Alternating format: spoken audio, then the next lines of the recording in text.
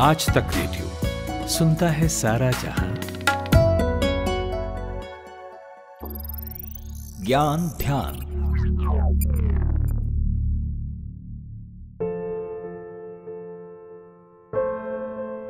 एक पुरानी कहावत है कि आप अपने आप से उतनी मोहब्बत नहीं करते जितना आपका पालतू कुत्ता आपसे करता है। अगर आपके पास डॉग है तो आप इस कहावत को समझ पाएंगे। दुनिया में कुत्तों और इंसानों की दोस्ती की बेशुमार मिसालें हैं। ऐसे अनगिनत किस्से हैं जिनमें कुत्तों ने अपने मालिकों से वफादारी में अपनी जिंदगी दांव पर लगा दी। लेकिन जुलाई 2022 में लखनऊ में पिटबुल डॉग का एक ऐसा मामला सामने आया जिसने कुत्तों की पिछली 15,000 साल की वफादारी पर सवालिया निशान खड़ा कर दिया। एक पिटबुल डॉग ने यहां पर अपनी मालकिन पर हमला किया और जिसके बाद उसकी जान चली गई। माना जाता है कि कुत्तों का इतिहास 18,000 साल पुराना है और उसके 3,000 साल के बाद यूरोप में उन्हें पालतू बनाना शुरू किया गया।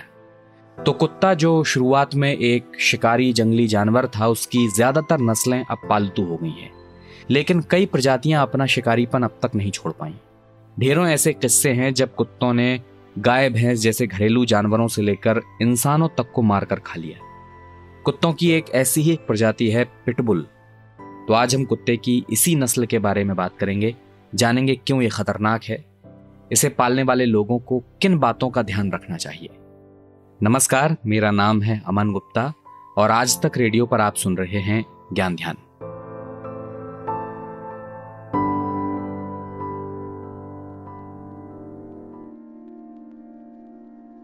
पिटबुल बुलडॉग और टेरियर वंश के कुत्तों की एक नस्ल है।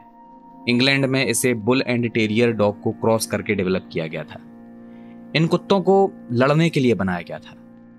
19वीं सदी के उन दिनों में ब्रिटेन में जब क्रूएल्टी टू एनिमल्स एक्ट 1835 आया तो बैल और भालू जैसे जानवरों के खेल पर और उन्हें मारने पर रोक लग गई। इस समय जानवरों की लड़ाई और इन्हें मारने के खेल ब्रिटेन में बड़े चर्चित थे। जब क्रूएल्टी टू एनिमल्स एक्ट आया तो यहाँ पर एक दूसरा खेल खेला जाने लगा। इसमें एक गड्ढे में चूहों को छोड़ दिया जाता था और इनके बीच में एक बुलडॉग या टेरियर कुत्ते को छोड़ दिया जाता था। अब इस गड्ढे में जो कुत्ता सबसे ज्यादा चूहे निश्चित समय में मारता था वो जीतता था। अब चूंकि गड्ढे को अंग्रेजी में कहते हैं पिट, तो जब बुलडॉग और टेरियर कुत्तों की हाइब्रिड प्रजाति बनी तो उसे नाम यहीं से मिला और हो गया पिटबुल। पिटबुल कुत्ते का वजन 15 से 28 किलोग्राम तक होता है और इसकी ऊंचाई 45 से 55 सेंटीमीटर तक होती है। ये बहुत फुर्तीले होने के साथ आक्रामक भी होते हैं। सिविल वॉर से कुछ समय पहले ब्रिटिश द्वीपों के अप्रवासी जब अमेरिका आए तो उनके साथ पिटबुल भी आए। फिर इस दौरान पिटबुल टेरियर नस्ल को अमेरिकन पिटबुल टेरियर नाम मिला। फिर यहाँ और ब्रीड्स के साथ क्रॉस होने पर पिटबुल की 4 प्रजातियां तैयार हुई।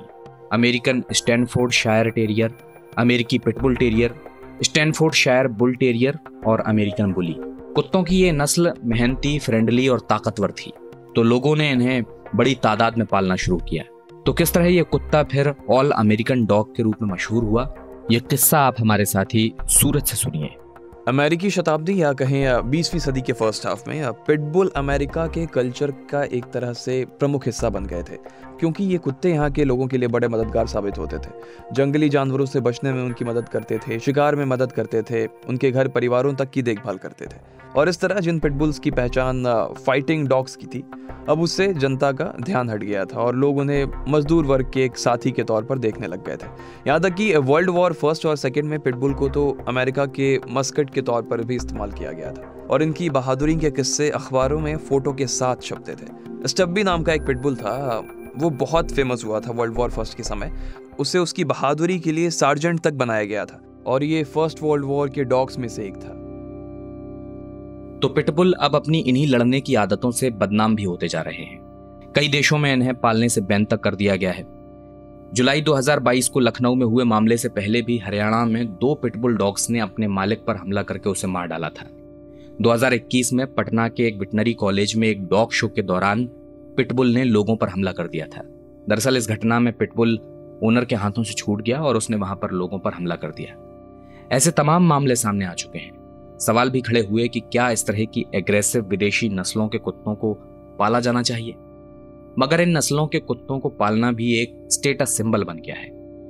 लखनऊ में directorate of animal and husbandry में एडिशनल डायरेक्टर SK अग्रवाल बताते हैं कि कब पिटबुल एग्रेसिव हो जाते हैं और इन्हें पालने के लिए लोगों को किन बातों का ख्याल रखना चाहिए। देखिए, पिटबुल जो है बेसिकली एक शिकारी प्रजाति है और ये बहुत सी कंट्रीज में थोड़ा सा इसके वायलेंट होने की वजह से बैन भी कर दिया गया है, जैसे कि Belgium, Brazil, Denmark, France, Canada, New Zealand, Netherland, इस तरह से और भी कई सारे देश हैं जहाँ पे इसको बैन कर दिया गया है। वो बैन करने का कारण और कोई नहीं है, इसकी एग्रेसिवनेस को देखते हुए बैन किया गया है। और डॉग्स को तो लगभग सभी डॉग्स चाहे किसी नस्ल का हो, खासकर बांध के नहीं रखना चाहिए। और जो इस तरह के थोड़ा एग्रेसिव वाले हैं, जैसे रॉटवेलर हुआ, पिटबुल हुआ, बुल टेरियर हुआ, इन पे और थोड़ा ध्यान रखना चाहिए। इनको अपने साथ फैमिली में ही रखें, खुला रखें, ज़्यादा बांध के ना रखें। थोड़ा सा इनको अजनबी लोगों से भी मिलवाते रहें समय समय पे। ऐसा ना हो बिल्कुल ही फैमिली मेम्बर्स के लिए कन्फाइंड रहे, तो अगर कोई एकदम से अजनबी आपके घर में आता है तो उस पर अटैक कर सकते हैं। तो ये चीज़ ध्यान रखने वाली बात। दूसरा, अगर इन नस्लों को थोड़ा सा ट्रेनिंग दिला दिया, आजकल प्रोफेशनल ट्रेनर्स हैं, अगर उनके द्वारा इनको ट्रेनिंग करा दी जाएगी तो ये थोड़ा सा और फैमिली डॉग हो जाते हैं और इस तरह की जो दुर्घटनाएं हैं वो घटने के चांसेस कम हो जाते हैं। वैसे आपको जानकर हैरानी होगी कि इन्हीं पिटबुल को कभी नैनी डॉग भी कहा जाता था, क्योंकि पहले के जंगलों में लोग कभी कभी अपने जब छोटे बच्चों को लेकर जाते थे तो उनके पास इन कुत्तों को छोड़कर बेफिक्र होकर वो इधर उधर काम करने निकल सकते थे, क्योंकि उन्हें पता होता था कि कोई जंगली जानवर अगर आसपास होगा तो ये कुत्ता उनसे निपट सकता है। खैर, चलते चलते एक और जानकारी आपको दे देते हैं। भारत में वैसे तो पिटबुल या किसी खास नस्ल के कुत्ते के पालने पर कोई रोक नहीं है, लेकिन अगर आपके पड़ोस में कोई खतरनाक कुत्ता है तो इसके लिए आप अपने नगर निगम के साथ स्थानीय पुलिस से भी शिकायत कर सकते हैं। इस पर संबंधित डॉग के ओनर के खिलाफ कार्रवाई की जा सकती है। नगर निगम भी इस पर कार्रवाई का अधिकार रखता है और खतरनाक कुत्ते को पब्लिक प्लेसेस पर ले जाने पर भी बैन लग सकता है। तो कैसा लगा आपको यह ज्ञान ध्यान? आप हमें radio@aajtak.com पर ईमेल करके बताइएगा। सोशल मीडिया पर भी आप कमेंट के जरिए या मैसेज बॉक्स के जरिए हमें अपनी प्रतिक्रिया भेज सकते हैं। आज तक रेडियो के पॉडकास्ट आपको आपके पसंदीदा पॉडकास्ट प्लेटफॉर्म्स पर मिल जाएंगे, वहां इन्हें सब्सक्राइब भी कर लीजिए। अगर आप ज्ञान ध्यान के लिए कोई टॉपिक सुझाना चाहते हैं तो हमें ईमेल के जरिए बता सकते हैं। मेरा नाम अमन गुप्ता है। फिर होगी आपसे मुलाकात। चलता हूं, नमस्कार।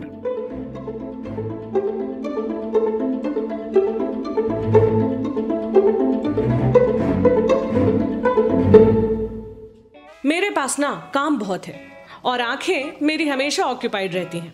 ऑफिस में स्क्रीन देखो, ड्राइव करते हुए सड़क देखो, फिर घर आकर खाना बनाओ, पर कान मेरे फ्री रहते हैं। इन कान से भी मैं बहुत काम करती हूँ। मास्क टिकाती हूँ, चश्मा लगाती हूँ और सुनती हूँ आज तक रेडियो, क्योंकि पॉडकास्ट की बात ही अलग है। आप भी सुनकर देखो आज तक रेडियो, सुनता है सारा जहां।